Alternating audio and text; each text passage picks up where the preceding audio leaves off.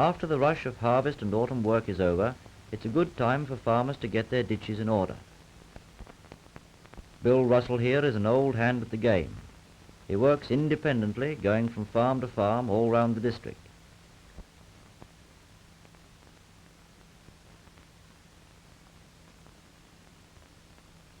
He always brings a mate to work with him because many ditching operations need 2 pairs of hands. The first job is to cut along the sides of the ditch. He trims them to slope inwards a little so that the top won't break away easily and fall into the ditch. When there's room enough for his mate Frank to work, Frank can begin shoveling out the earth from the bottom.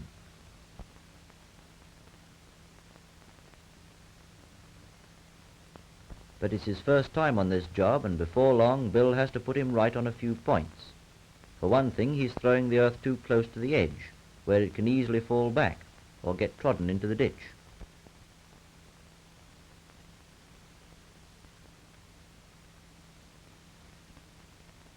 It should go at least 3 feet from the edge, well out of the way, and it must be spread out so as not to hold up surface water.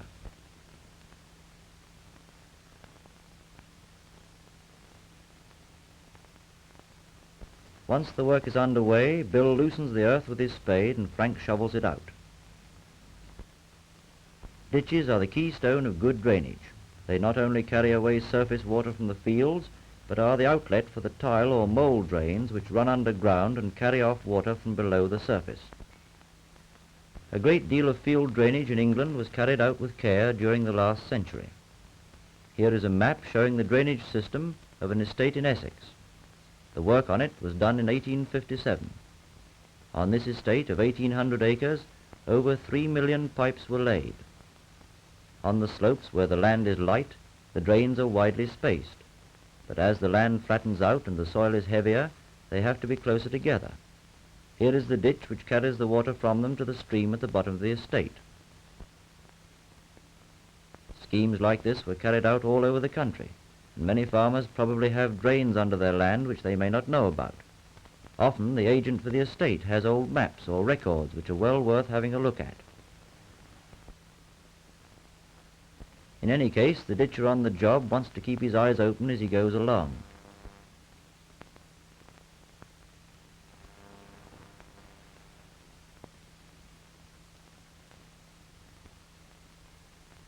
Many of these old drains have only to be cleaned out for a few feet to work perfectly well again. The main thing is to see that the bottom of the ditch is well below the level of these outlets. At least a foot below is a good rule. Here, cattle have broken a nasty gap in the hedge, and it will have to be filled in again to stop them treading down the sides of the ditch. The ideal way, of course, is to layer the hedge or make a new planting of thorn, but a quicker job can be quite serviceable. First, good thick stakes are driven in firmly for uprights.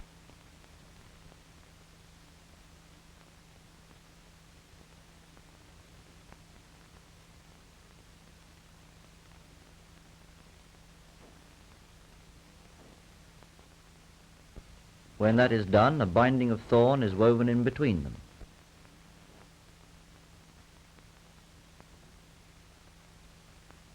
This will last a year or two at any rate and keep the cattle away. 12 o'clock, time for dinner and a welcome break.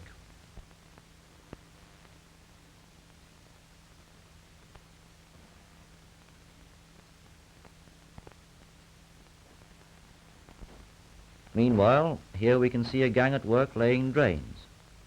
As drains are going to last for years, the work must be carefully done. It's important that the pipes should be laid at the right depth. They must be of good quality, without cracks or flaws. They must discharge into the ditch at a convenient level. Even mould drains have a length of pipe where they enter the ditch. Mould draining is an easier job than laying tiles, although of course it's not so permanent. Under drainage is always an expensive business, and in the end its success or failure depends entirely on how well the ditches are looked after.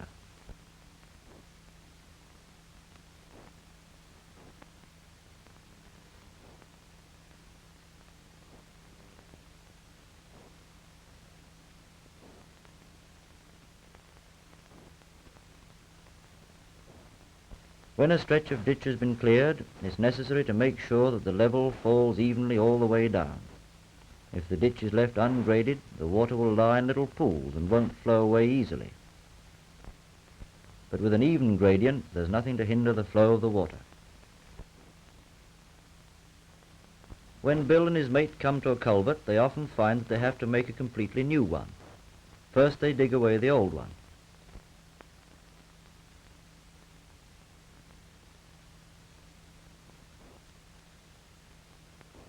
Before long they come across the old pipes which have caused trouble for years. These are far too small for the ditch, and they got blocked up every winter. Besides, the pipes were set above the level of the ditch and the water collected on the upstream side. Culvert pipes should be at least 9 inches in diameter for most farm ditches, larger if the ditch has to take a lot of water. Bill makes a niche in the soil to take the colour of each pipe so that the line beds down evenly.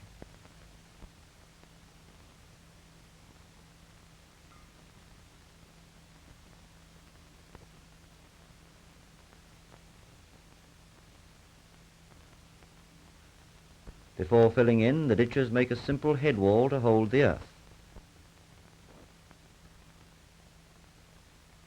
They drive in a couple of stakes and then fit against these some short lengths of wood.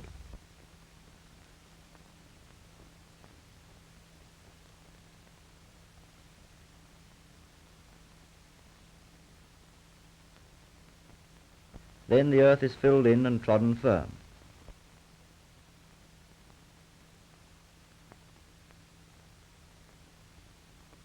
It may have to be retopped after a while if the culvert has to take heavy traffic, such as tractors and farm carts. Down below, the good-sized pipes will see that all the water is safely carried away. The ditch is now finished, but on the pasture side it will have to be protected from cattle. A single strand of barbed wire fixed on posts is enough to keep them from trampling the ditch to get at the water.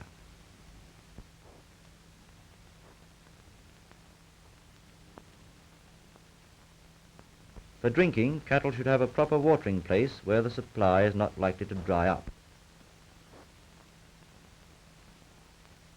After cutting the sides to form a bay, the ditchers lay branches of wood at the edge of the water to make a sill, so that the cattle can get to the water without breaking down the bank. The branches are kept in place by stakes driven in and then cut even at the top.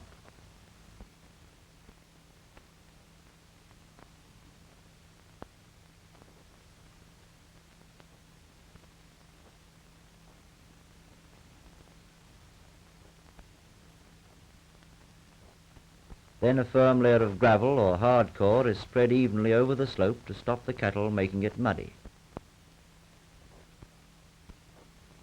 Finally, the drinking place is protected by a strand of wire taken across the stream, which keeps the cattle from breaking through at the sides. And that's the whole job finished. Every farmer knows the value of good ditches, but nowadays he may have difficulty in getting hold of good men for the job. So if there's a lot of ditching to be done, it's worth knowing that mechanical excavators can now work on the narrowest of ditches.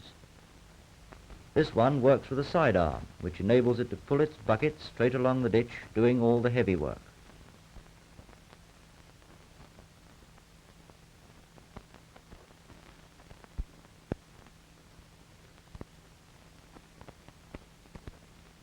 All that is necessary then is the trimming and the grading, work which many land girls are tackling successfully. If you want to use one of these machines for your ditches, inquire if your county committee can supply you with one. In any case, ditching is so important a job that the Ministry of Agriculture will pay you up to half the cost of any ditch committees.